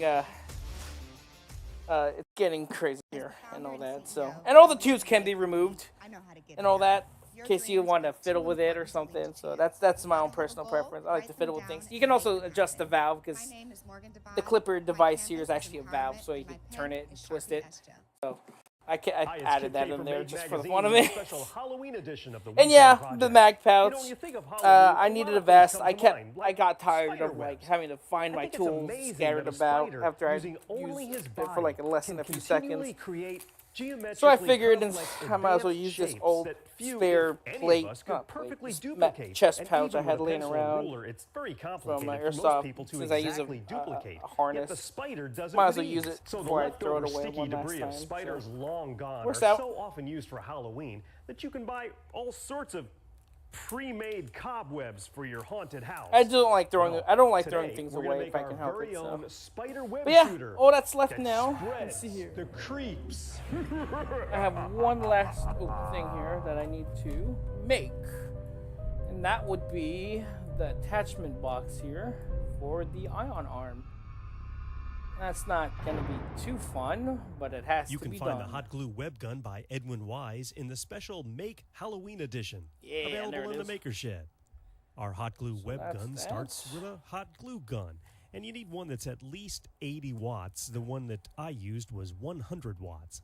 Since our web gun is powered by an air compressor, you're going to need air compressor hose, 1/4-inch copper tubing, and a number of pipe fittings that you can find in your local home improvement store. Using your spring tube bending tool, you're going to bend your 1/4-inch copper tubing in a shape so that it's thankfully, right next you can to remove and these about an eighth so you of an can inch actually behind get the to nozzle access of the hot glue little gun. particular When you're area all done, here. it should look similar to this. Using the tube cutting tool, you're going to cut off one end and attach your valve using the compression fittings. Now, this is going to control the airflow going out of our so I can actually have access to that area. And one more piece of copper tubing needs to be cut and attached to our elbow using the compression fitting. Not too and then big. that's all joined together to build this assembly. It's not too big. Then using some Teflon tape, we're going to attach our adapter, which will go to a hose barb, and then that hose barb connects to our piece of air compressor tubing using a hose clamp.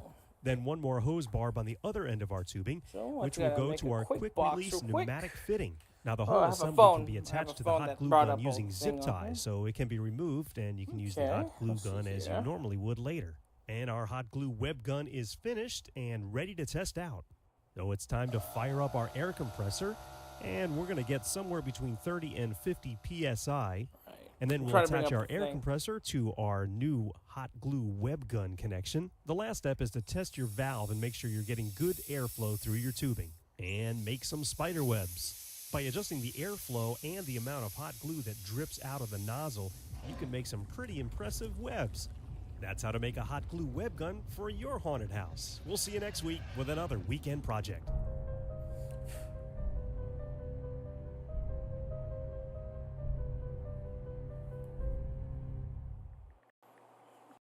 You've always wanted to own a CNC mill, but couldn't until now. Introducing MR1, a new breed of affordable CNC milling machine featuring the power and rigidity to remove 30 pounds of steel per hour with the accuracy and precision to hold tight tolerances. Your time is valuable. MR1 stands alone as the only machine capable of making productive cuts in metal at a price hobbyists can afford.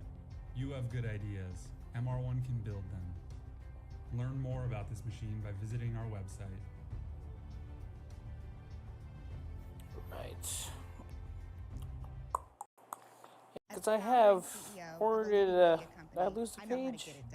Your dreams are Where'd it go? to leave to chance. John Bishop. Write them down Help me. Need to make the. name is Morgan Devon. What is My this piece canvas called? Is empowerment, and my pen is Sharpie S Gel.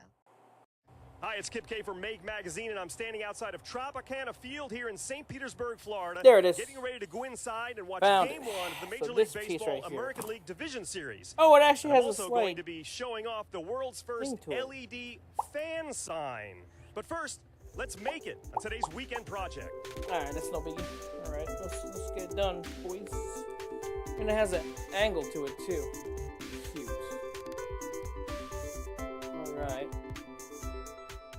The first step is to pick up some sticker paper that you can print through your inkjet or laser printer. And I loaded Photoshop and designed the letters that I wanted to use in my sign. I also took small dots where I wanted the LEDs to go and placed those on the image. I thought the dots would give the letters more of a Broadway look. I printed each letter on a single sheet of sticker paper, and then painstakingly and carefully cut out each letter.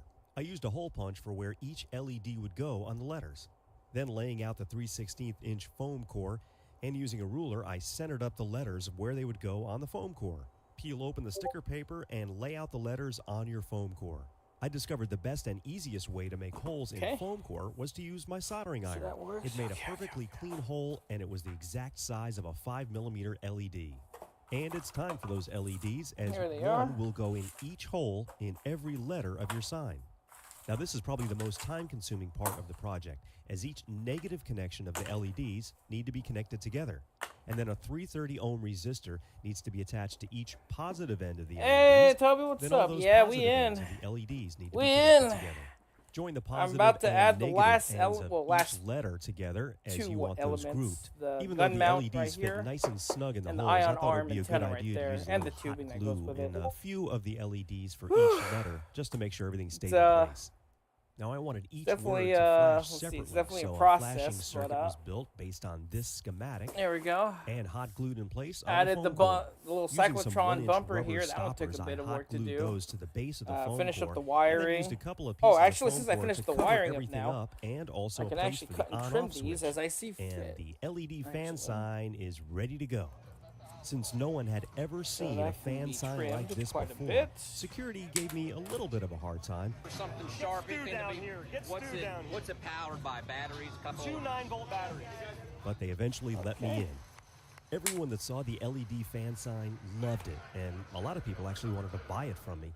I had friends call me who said they could see it from across the stadium. Go. And Yeah. that's how to make the ultimate LED fan sign. Yeah.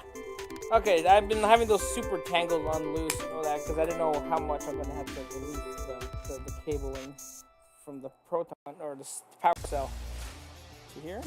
There we go. So that's good. Oh yeah, I need to make the ribbon too. Oh yeah, thank you. It does pop out, and yeah, this is my favorite. I don't know why, but of all the parts I like, this was my favorite. Oddly, it just brings it all together, you know. And the Proton arm, or the cyclotron bumper arms or assembly here, and yeah, it holds the shape pretty well. I wish that I could find some stickers online, but that's fine. And then yeah, so right now we're gonna make the gun arm mount right here. I know how to get it done. Your dreams So. are too important to leave to chance. You've got to have a goal, write them down, and make them happen. My name is Morgan Devon. My canvas is empowerment, and my pen is Sharpie S Gel. Hey, it's Kip K from Make Yeah, Magazine. the Join me forbidden as I show curves, you right? how The to one I make never not ever want to one, do in but cardboard. 2 different kinds There we go. of vortex cannons. Savor On it. This is today's probably the weekend few project. times you'll see me make round edges on anything like this. In fact, I'll show it to you here. Let me take it off. I'll let you enjoy it. Close up. Here, hold on. Enjoy the cardboard round edges. The forbidden round edges I'll never ever do again. You can find the vortex cannons. Yeah, look at that. Make Volume 15. First up, Here's the the bumper. tub thumping cannon. And then All you there's need the to other build the side. tub-thumping It's cannon actually is a 32 different if gallon you look trash closely on the can, pictures. an It's like industrial one's like strength this, trash another bag, one is like some that. tape, So like one side's couple kind of bungee sunken cords, down and in a a way. ball. I'm using a golf So ball. And annoying, of course, but hey, you the know what? main I guess that's what ingredient, that's what makes it very interesting. smoke. First thing we're going to do is cut a 6-inch Put hole this back on in here the real bottom quick. of our trash can, and you can use different there you go. size holes for different effects. But we're going to start out The forbidden with a curves. 6-inch hole. I'm going to just basically cut this open. This will be our Yeah, and everything's exhaust pretty much glued port. together now, so you can, lift our the whole thing smoke. in one go. There we go. All right. So, Got our and if I had to 6-inch guess hole the cut. weight, still probably All like right, now we're solid going to 10 cut open our pounds. trash bag. We just need So. a large enough piece of the bag to cover the hole, the large hole in the trash can. All right, so I'm trying to figure out. Then we're going to take our ball and how big is just this kind of wrap piece? the plastic bag around our ball. So I find out. Oh, and the heck we're is going to this? end up tying this off with a small there's actually bungee cord. a lifted piece Okay, here. now I we're didn't also make. going to take another bungee there's cord. actually a piece here. And we're going to Oh, loop that no. through the little bungee cord that we have our ball tied up with. Then it's time to start taping our trash It's not. bag down. Yeah, in a way, our I don't trash hate can. doing it. It's just tedious. Now it's time for But smoke. if I have to do it, I'll do it. You know, this is the show. I'm capable of making curved pieces. I just prefer not to. That's why I like angles.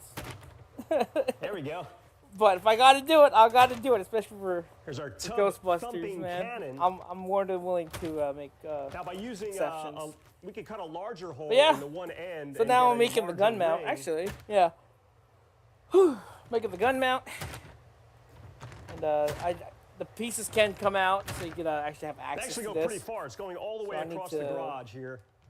I'm sort of figure this out. It doesn't That's go the too tub high up. thumping cannon. Now Oh, it's this time actually for the next first one. piece right here. The barking tube vortex cannon is Go. a completely different animal. It's computer controlled and uses a 12-inch speaker.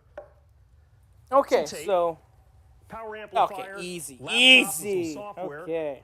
thin piece So there's of a slight plywood, edge and to a this 12-inch cardboard get that. form tube.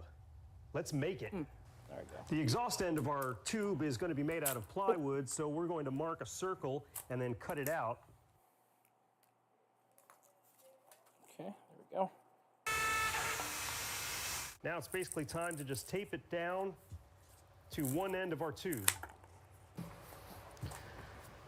Boink.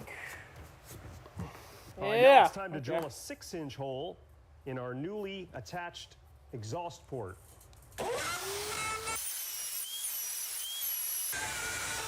Okay, so it's actually Our right in there. 12-inch speaker is going to Yeah. go, of course. All right, so I guess I face kind of was down trying to on point with the scaling in the first 12-inch day one of tube. building this thing. I And, guess I gotta give center it myself a as little best we credit, I can, guess. And then tape Just a in little, place. not too much. Can't get too comfort. Gotta keep myself humble. Anyways. Our speaker going. is securely Just taped. a nice and I've little. hooked up There you go. a cable going Yeah, to that's- my that's what- amplifier, and we're going to test out, Yeah, make sure okay. that the speaker And there's a is rounded working. edge too. God dang. Let's see. Hey, asked. Oh, it's looking good. Yeah, I'm Speaker's happy to kicking, hear so that. it's, Actually, time hold to on. Let me load show the you real quick. Let me software show you what I've full got of so far. smoke I think the last time you were and here was see one. what happens. Give The me a software second. that we're going to install is from NCH, and it's a free tone generator software. And then There's a just like link a along with this video where you rounded can edge here. get this software. And that's what we're going to use to generate the tones for there we our go. barking tube vortex cannon. Yeah. There we go. Not getting much out of that. I think we may need more power.